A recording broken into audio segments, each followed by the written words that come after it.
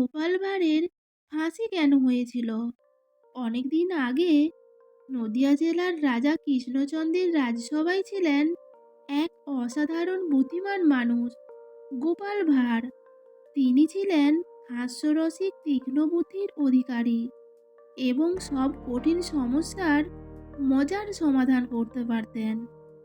রাজা যেমন তাকে ভালোবাসতেন, তেমনি অনেক সভাসদও আবার তাকে হিংসাও করত। একদিন রাজসভায় এমন একটি ঘটনা ঘটল, যার জন্য গোপালকে ফাঁসির আদেশ পর্যন্ত দেওয়া হয়েছিল। কিন্তু নিজের বুদ্ধি দিয়ে কিভাবে তিনি সেই বিপদ থেকে বেঁচে গেল, সেটাই আজকের গল্প। হাই বন্ধুরা, আমি রিম্পা।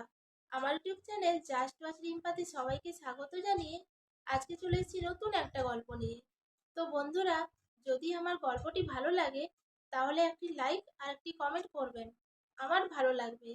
তো আসুন পুরো গল্পটি শুরু করি। সকালে রাজা কৃষ্ণচন্দ্র খুব রাগী মেজাজে সভায় এলেন, কারণ আগের রাতে কেউ রাজপ্রাসাদের বাগান থেকে আম চুরি করেছে।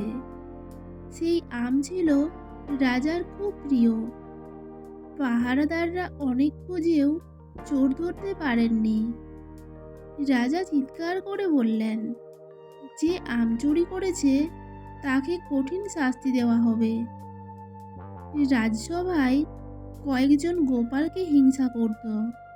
তারা সুযোগ পেয়ে রাজার কানে কানে বলল, মহারাজ, আমরা শুনেছি গতকাল রাতে গোপালকে বাগানের কাছে দেখা গেছে।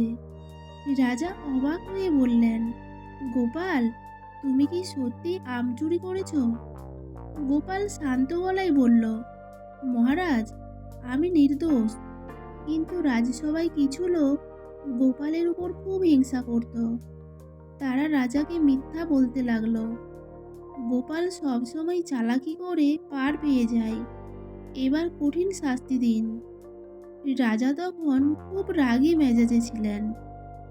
তিনি না ভেবেই আদেশ দিলেন, আগামীকাল সকালে গোপালকে ফাঁসি দেওয়া হবে। সারা রাজ্যে খবর ছড়িয়ে পড়ল। সবাই দুঃখ পেল, কারণ গোপালকে সবাই ভালোবাসতো। কিন্তু আশ্চর্যের বিষয়, গোপালের মুখে কোনো ভয় নেই। সে বাড়িতে গিয়ে আরামে ভাত খেলো, গান গাইলো, এমনকি রাতে শান্তিতে ঘুমোলো। পরদিন সকালে ফাঁসির মঞ্চ তৈরি হলো। অনেক মানুষের ভিড়। সবাই ভাবছে আজ গোপালের শেষ দিন। ফাঁসির আগে জল্লাদ বলল, তোমার শেষ ইচ্ছা কি? গোপাল হেসে বলল, আমি শুধু মহারাজকে একবার কিছু বলতে চাই। রাজা কাছে এলেন।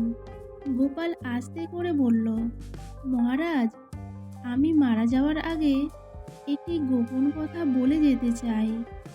রাজা কৌতূহলী হয়ে জিজ্ঞেস করলেন, কি কথা?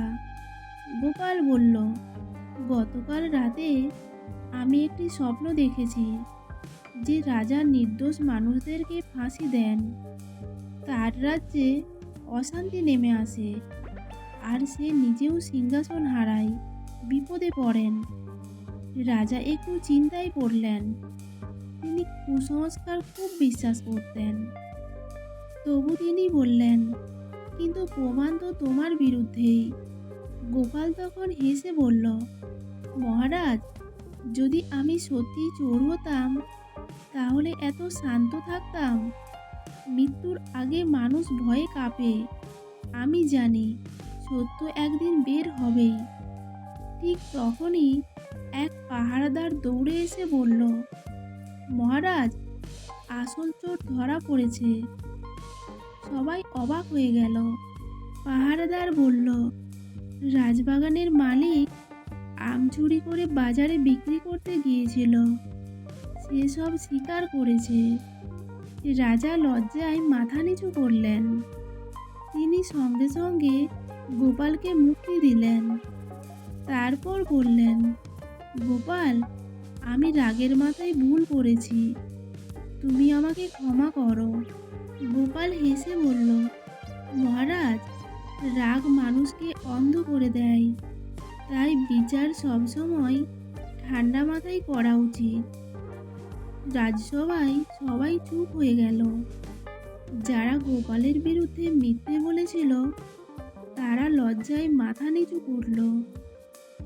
রাজা পরে সেই হিংসুক লোকেদের শাস্তি দিলেন এবং গোপালকে আরো সম্মান দিলেন।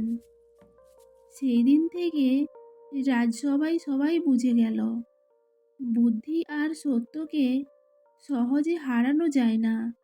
গল্পের শিক্ষা: রাগের মাথায় কখনো বিচার করা উচিত নয়। সত্য একদিন না একদিন প্রকাশ পায়। বুদ্ধি ও ধৈর্য বড় বিপদ থেকেও মানুষকে বাঁচাতে পারে। হিংসা মানুষকে অন্যায় পথে নিয়ে যায়। বন্ধুরা, গল্পটি কেমন লাগলো? গল্পটি যদি ভালো লেগে থাকে তাহলে একটি লাইক আর একটি কমেন্ট করবেন। আর যদি আমার চ্যানেলে নতুন হয়ে থাকেন তো চ্যানেলটি সাবস্ক্রাইব করে পাশে থাকবেন। গল্পটি শেষ পর্যন্ত শোনার জন্য অসংখ্য ধন্যবাদ।